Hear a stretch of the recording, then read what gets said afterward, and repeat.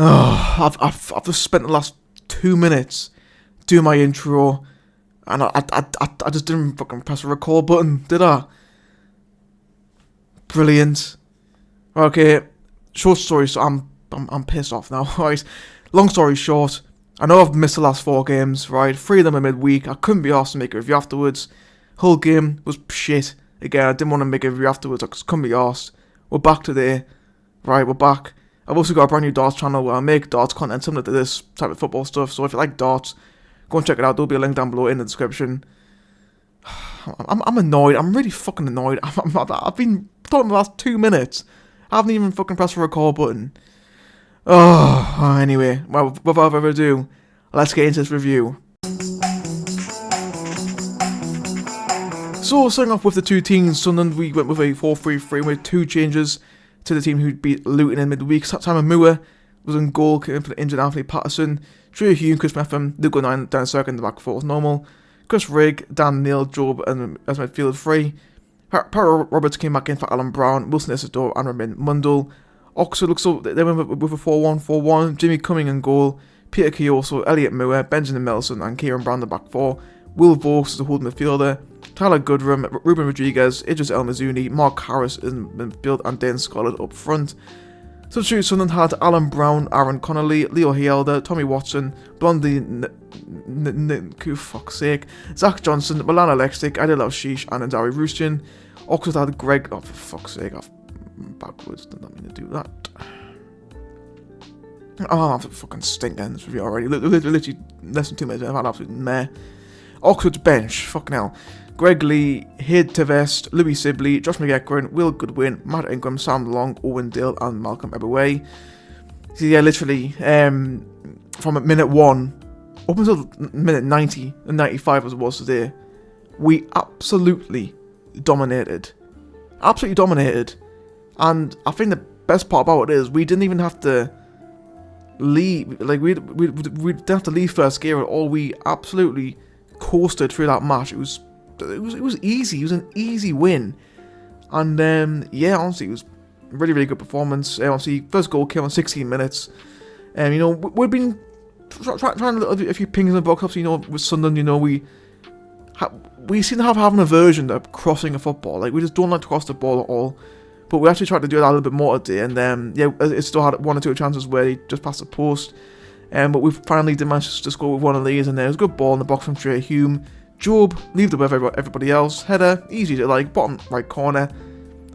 1-0, it was, it's can't be like to be fair, it was a really simple goal, but really effective.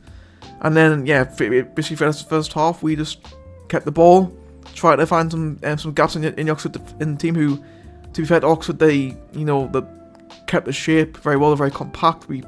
Obviously, at times, we did struggle to break them down a few times. Obviously, we were making just loads of passes. Obviously, we were playing like Middlesbrough, where we was making like 1,000,001 passes, but then just can't really struggle to get through. But yeah, in the you know, again, that's just down to Oxford. You know, just keep compact, keep more men behind the ball, and yeah, it was one of those first halves really.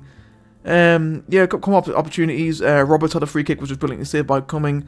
Roberts as well. You know, it was really close. LeBrie said in a press conference before Luton how Roberts apparently was too afraid to take the defenders on. Well, today it seemed like it didn't bother him at all, because literally, yeah, quite a few times actually throughout the whole match where he tried to he cut on his left foot and then tried to have a shot, but he couldn't get a shot away, and then yeah, in the end the chance was gone. But you know, he was trying to make stuff happen by taking on the defenders, which I thought was was good, I suppose. But yeah, to be fair, the first half pretty much ended like that. There wasn't really too much to really report on. And Oxford had a couple of opportunities, a couple of corners here and there, but didn't really trouble Simon Moore too much. Second half gets underway, and to be fair, Oxford, you know, they came out fighting a little bit, and you know, obviously they thought, you know what, which will probably actually give it a go. But you know, they started to push up a little bit more. You know, the shape kind of folded in a sense, but again, you know, 2-0, and what a fucking goal this was by Wilson Isidor. I mean, brilliant ball off the top from Dan Neil. Isidor on the volley, bottom left corner. I mean, to be fair, like, those are literally the goals you fucking dream of scoring and striking. Never mind as a fan watching it, but fucking brilliant goal from Isidor. That's now his 4th goal in the last 6 matches, which is just it's decent going. It really is decent going. I mean, we've finally got a capable striker at the club, which is really good to see. And honestly, again, from that for the last like 25 minutes, we just completely coasted through the rest of the second half. Oxford made a couple of changes. We brought on Connolly and Brown, and Watson and Hill. They came on as well towards the end. But again, it was just a really comfortable game. Oxford, as soon as we went 2-0 Oxford, then I think it's just sort of had this, we've got nothing to lose type mentality. So they definitely started to push a little bit more, but again they just didn't really do anything of any note. Just some really slack passes. It just wasn't really good from Oxford, to be honest with you. I've seen better teams this season down in the back in League One, and they just didn't really trouble us today. So it was a really easy game. And overall we started the game at 2-0. Nothing bad done, and pretty easy win. So to give my overall thoughts of the game, as I said before, this was a really dominant game. It was the first time in a long time where we completely just controlled the match from start to finish. Obviously, there's been times in the past where we've started brightly, but then just sort of just slacked back and just let the team come at us. But honestly, we absolutely just dominated that game. It was really good to see. It's nice and refreshing to see a Sunderland team dominate a game so brilliantly, and the fact that pretty much everyone had a good game as well is probably the best part. Overall, I guess Simon Moore obviously came in for Patterson, who turned out did get injured on Wednesday night, probably because fucking 09 fucking booted him in the arse when he went down. That's probably why he got injured. But he just didn't have anything to do with Simon Moore, to be fair. Obviously, had a couple of catches to make in the air, but it was a really comfortable game for Simon Moore. It really was. And again, our back four, no real comments from me, all looked very solid. Chris Metham, again, was absolutely superb. It was really good. Luke on 9 as well. I had a little bit of a collision with one of the Oxford players, but overall looked very good. Hume and Sirkin, I thought looked much sharper there. I'm not going to lie, I think the last couple of games, Trey Hume hasn't really been quite there for me. But I thought he was much better than Sirkin as well. I thought in the end did quite well. So he had a couple of couple of pretty poor passes that he made, quite a few overhit passes as well. I thought in the end he looked a little bit more composed and got calmed down as well. Dan Neil, I'll be brutally honest, I've slated him all season long, but he was magnificent today. I thought he did really well today. To be fair, again, it was a brilliant ball, the top for Isidor's goal. And again, I thought he had a really good game today. Jobe as well. I mean, I don't know why, but Jobe, he seems to be going under the radar a little bit. He just seems to be sort of moulding into what Dan Neil sort of used to be, where he just did a job, but he never went noticed. And obviously, we all know Dan Neil's shifted back into a 6 this season. That's why people start noticing him a little bit more. But Jobe, he seems to be much more confident this year. I've noticed. Last year he had his moments, but he wasn't really brilliant all the time. This year, he's constantly getting stuck in. He looks much stronger as well. He looks much more. Obviously, last year he got pushed at the ball way too fucking easy sometimes. He looks much stronger this year. Tackling is absolutely brilliant, and overall, again, another really good game from Jobe today. I was really impressed by him. Chris Rigg, I'll be honest, I think playing 3 games in a row he's probably overdone a little bit. I thought he was just a little bit off the pace today. Couple of instances where he clearly thought Roberts was much closer behind him than what he actually was. I don't know why, he just didn't look very sharp today. Obviously, we all know Chris Rigg, one of the reasons why he is so good is because the way he just reads the game. He just didn't do that for me today. He just looked way off it, but, again, I'll probably put that down to just him playing 3 games in a row. But, one of those things. Roberts came back in the team today. I thought he did quite well. Obviously, he didn't do very well against Hull last week at 4, but I thought he looked much better today. Again, would have liked to have seen him, actually try to get, if he is going to cut inside and actually try and have a shot, actually fucking have the shot, fucking hit the ball. You know what I mean? Had a pretty solid free kick as well. That was well saved by the goalkeeper, so you can't complain about that. Mundell, again, I don't know, obviously he had a brilliant goal against Luton midweek. Didn't do as much today, but, again, he wasn't bad at all. I thought he did quite well, pretty lively. Of course, Wilson Isidor as well, you just can't complain with a goal-scoring striker.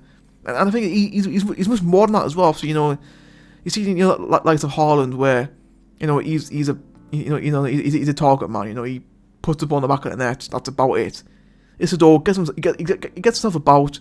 You know, he's good at physicality. He's got decent pace behind him as well. For me, he is honestly he is like another Rostri, where he's got the complete mold of a striker, where he's got everything. Essentially, that's what you really want when you're seeing the striker. So yeah, absolutely brilliant. Yeah, so all the subs came on quite late. Didn't really make much of an impact. To be honest, I'm not really going to say much about them. For Oxford, I mean, what can you say about Oxford? To be fair, like I don't want to say that they're the worst team we played this season, because we've beat Sheffield Wednesday 4-0, we've played Portsmouth, we've played Derby, we've you know, like we've definitely teams you can argue probably maybe worse than Oxford, but just in terms of the fact that they didn't really have a goal, did they? I don't know if they just thought, you know what, let's just park the bus and go for a little cheeky counter attack. I don't know, but for me, when they were going forward, they couldn't make any fucking good passes. And to be fair, their fucking defense was just all over the place. Like I'm on SofaScore right now. I don't know how the fuck their goalkeeper got the highest rating I've ever, because he was abysmal. Today, Jamie Cumming, he was fucking awful. Like just the amount of he looked so shaky. Even on the defenders, it didn't look very good at all, very composed at all. And again, going forward, Oxford didn't really pose too much of a threat. If they did, because it was ready, they sat back, they didn't really offer much, if I'm being honest. That's it for this review. Only Sheffield United won today out of the top 6, so we're now 5 points clear at the top of the table. Like, what the fuck? Like, if you said that after 12 games we'll be 5 points to hit the top, someone would have fucking had you put in a fucking mental assignment, because Jesus Christ, I don't think anyone saw it's coming at all at the top of the season. But it's great. We're enjoying our football, we're winning games convincingly. It's great. We're going 3 in a row now. We'll keep you on next week as well, who, to be fair, they've had a good draw away at Burnley today. So yeah, it's a good test coming up as well. I'm looking forward to the next 3 games. We've got QPR away. You know, they've struggled a little bit this season. I think a little bit more than people thought. Impressive who 3-0 up to Plymouth today and fucked it up. I don't know how he managed to do that. How the fuck could he 3 goals to Plymouth? And then Coventry home for me is the big one, because we never fucking beat Coventry, no matter what circumstances are. We're doing well, they're doing shit, whatever. We never fucking beat Coventry, you know. So I think it'll be a good indicator if to see how we'll get on if we do manage to get anything from Coventry. Like, we usually fucking lose against them as well, even at home we usually lose against them. So yeah, I'm curious to see how we get on against Coventry. But yeah, that's for me, man. The match, honestly, I'm gonna give it a Jobe. You know, again, I said it before, but you know, he doesn't really do, like, he doesn't really stand out, but for me, I just think he does the job so well. That's what I really like about him. So yeah, I'll say Jobe for me, my man the match today. But yeah, that's for me.